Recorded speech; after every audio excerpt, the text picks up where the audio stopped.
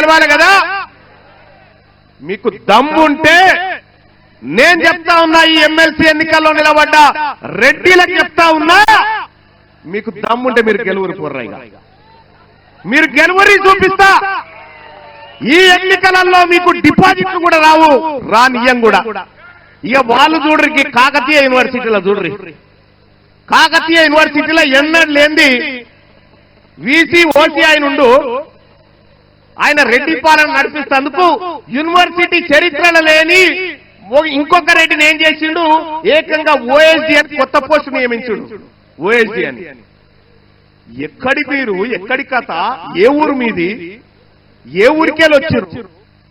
తెలంగాణ రాష్ట్రాన్ని మీ తాత జాగిరి అనుకుంటారు. కాదురా బాబు, మేము కౌలుకిచ్చినాం, మీకు మేము కౌలుకిచ్చినాం, మేము ఓనర్లం కౌలుకిస్తే మీరు పంట దొంగతనం చేసుకుంటా, మీరు పొలాలు దొంగతనం చేసుకుంటున్నారు. ఇక ఓరి బిడ్డ, మీ కౌలు పని అయిపోయింది, మీ కౌలు కాలం అయిపోయింది. ఒరిజినల్ కాలం బీసీల కాలం రేపు రాబోతా ఉంది తెలంగాణ రాష్ట్రంలో. 2028 నాకైతే ఏం డౌట్ లేదు, అయిపోయింది. వాళ్ళే డిసైడ్ అయిపోయారు. ఇక ఇచ్చేవలసిందేనా, తప్పదా? బీసీలంతా మేలుకున్నారు తెలంగాణ రాష్ట్రంలో, ఇక తప్పదనేటువంటి పరిస్థితి క్రియేట్ అయిపోయింది. సోదరులారా, మీ ఊర్లో పోంటి మన బీసీల ఓట్లు లేకపోతే వాళ్ళొక్క వార్డు మెంబర్ అన్న గెలవగలుగుతారా? పోని వార్డు మెంబర్ అన్న గెలవలేరు.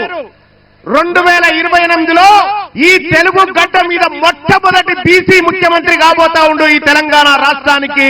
ఇది రాసి పెట్టుకోండి, ఇది జరిగి తీరుతుందని చెప్పి తెలియజేస్తా ఉన్నా సోదరులారా.